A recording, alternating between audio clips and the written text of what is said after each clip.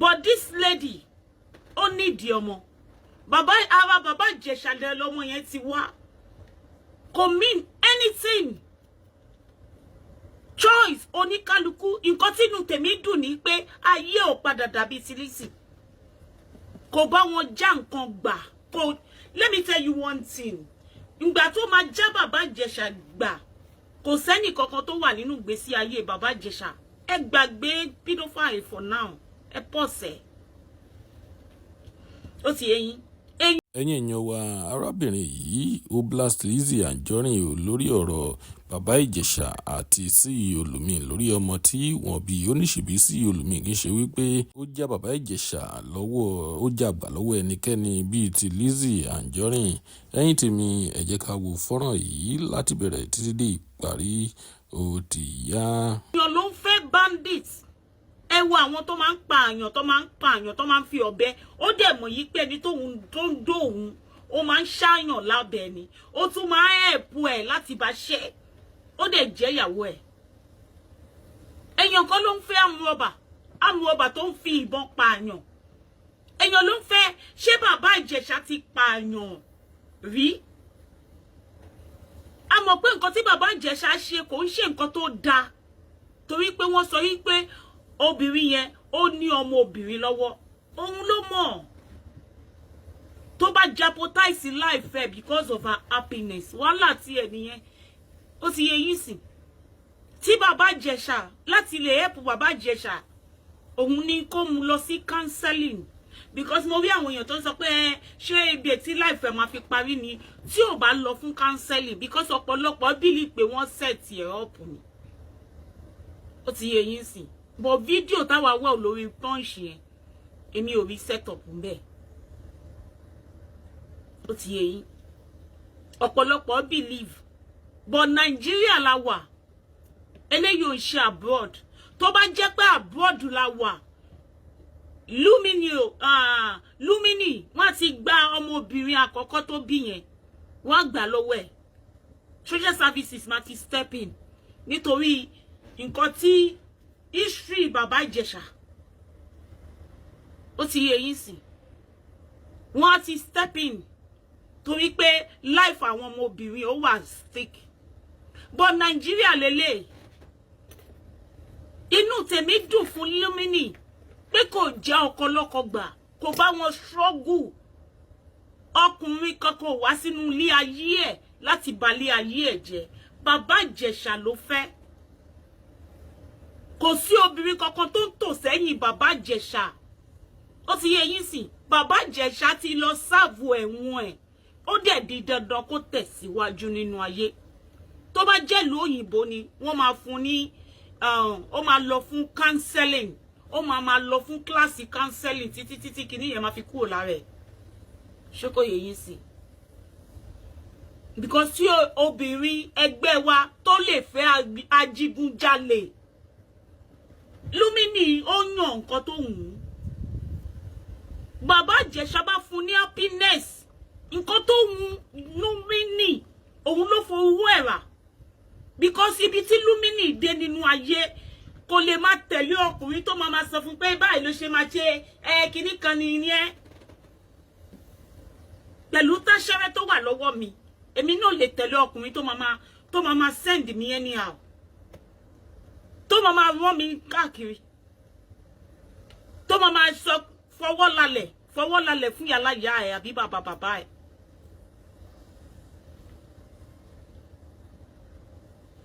ò ní lè ṣe wú ẹ̀ do you understand Emi, I'm so happy for you Lumini I'm so much happy because tí ọba máa já nǹkan gbà kó já nǹkan tó make sense gbà kò ń ṣe nǹkan tó máa padà sọ ẹ́ di wèrè lórí social media bíi ti Lizzy Anjorin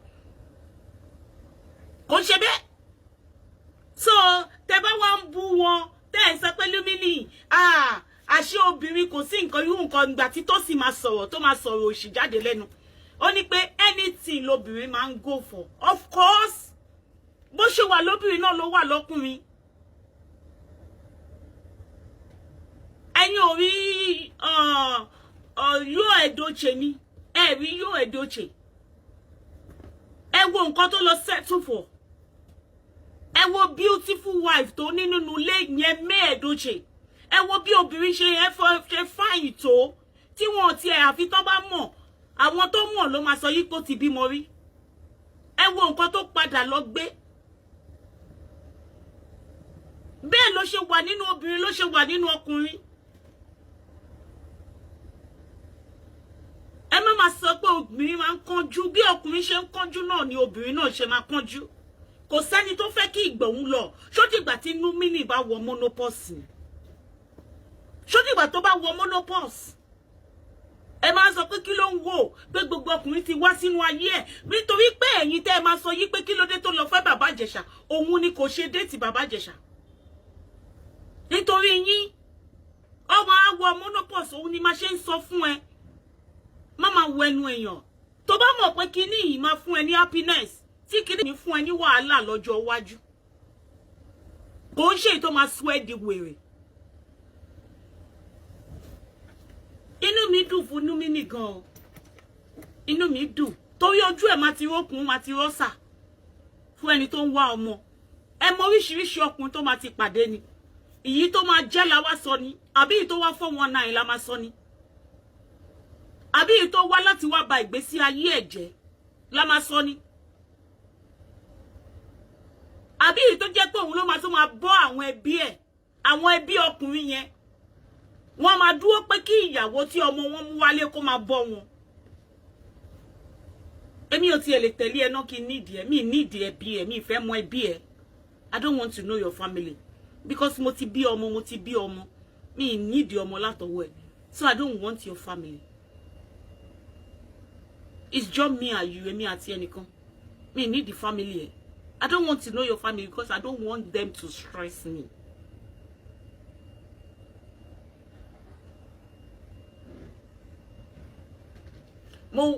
Ibi tí mo bímọ sí yẹn, mo wà okay pẹ̀lú àwọn family wọn.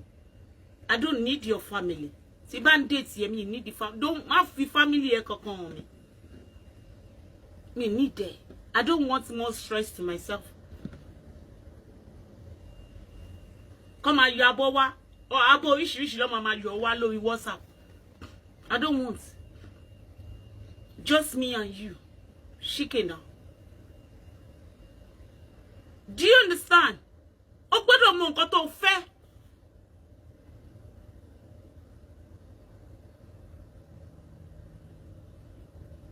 O gbọ́dọ̀ mọ nǹkan tó fẹ́.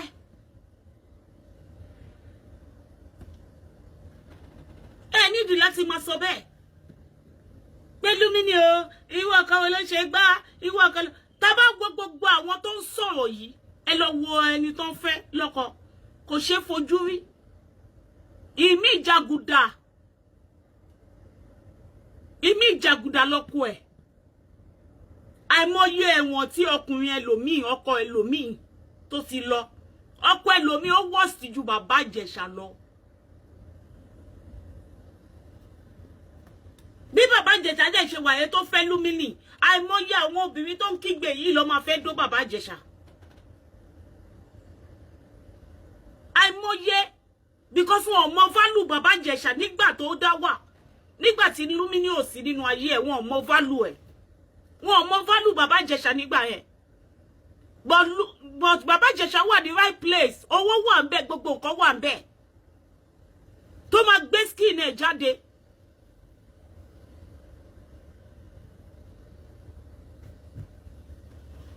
Ó mọ̀ pé tó bá mú èèyàn láti inú gọ́tà tí ẹni yẹn farabalẹ̀ tó flush gbogbo gọ́tà tó wà lára ẹ̀ dànù. Tó bá wọṣọ sí lọ́rùn àwọn èèyàn onímọ̀ pé wèrè tó mú jáde láti inú gọ́tà nìyẹn. Àfi ìgbà tó bá ṣìwàwù tó wá wọṣọ wèrè yẹn fún padà lọ́mọ tó mọ̀ pé àṣé wèrè yìí ló wọnú ilé ìwá tẹ́lẹ̀tẹ́lẹ̀. Tó bá mú wèrè jáde láti inú gọ́tà tó polish ẹ̀. Ṣó máa mọ̀ pé wèrè ni? Wọn ò ní mọ̀ pé ìdọ̀tí yẹn ni. Tó ikọ́ sọ ti polish ẹ̀. Àfìgbà tó bá ti ṣìwàwù. Torí wọ́n máa ń padà ṣìwàwù ni. Àfìgbà tó bá ṣìwàwù làwọn èèyàn máa wá mọ̀ yìí pé tó wá gbé aṣọ tó wọ̀ lálákọ̀ọ́kọ́ tó pàdé ẹ̀ tó gbé sí lọ́rùn padà. nítorí èmi ṣe máa ń sọ fún yín tí òun bá máa já nǹkan gbà mọ̀ yí pé kíní tí mo fẹ́ já gbà yìí tèmi ni Lumini ló ní bàbá Ìjẹ̀ṣà lọ́wọ́lọ́wọ́ báyìí kò sí ẹnì kankan lórí social media bí gbogbo social media tó ṣe lànà tó àárí obìnrin kankan tó bọ́ síta tó sọ pé èmi ni ìyàwó bàbá Ìjẹ̀ṣà kò sí talẹ́rí tó ń ṣe show fún bàbá Ìjẹ̀ṣà pé ó gbọ́kọ́ mi kò sí talẹ́rí tó wá sunkún lórí social media pé bàbá Ìjẹ̀ṣà fi mí sílẹ̀ pẹ̀lú ọmọ oṣù 5 kò sí Lumini ò lè di speaker lọ́la ń sìn kò lè bẹ̀rẹ̀ sí ṣe show fáwọn èèyàn kò possible ó máa gbádùn ọkọ ẹ̀ lọ ni a máa gbádùn ọkọ ẹ̀ lọ steady kò ń ṣe bíi ti làtí from fry pan to fire ẹ wo gbésí ayé Lizzy lẹ́nìí ṣé wù gbésí ayé tó fẹ́ jágbà nìyẹn tí ó bá máa já nǹkan gbà nǹkan tó máa fún ẹ ní ìsinmi ẹ wo gbésí ayé Lizzy lẹ́nìí sí níbo ló wà lẹ́nìí ó ti write off nígbà tí Lizzy ń dáṣe ìjẹ́ ìjọba wọlé ẹ̀ nígbà tó ń dáṣe nígbà tó ti ìjà láti gbà ìjẹ́ ìjọba wọ ilé ẹ̀ kí ló wúkọ ẹni tó wá sórí show wa lánàá let us gossip ẹ jọ̀ọ́ ẹ fún mi ní líǹkì tẹ́ sọ pé nǹkan ṣe láti yẹn ìjẹ́ nǹkan ṣe Lizzy àtìgbà tó ti já nǹkan ní nǹkan gbà ní àjálù bí àwọn á ní let us pray wọn babaláwo yín tẹ̀ lọ láti jẹ ọjọ́ yìí ẹ wá ní ẹ fẹ́ gbàwẹ̀ àsìkò àwẹ̀ yín ò tí tó torí nǹkan tó máa sọnù ó sì pọ̀ gan.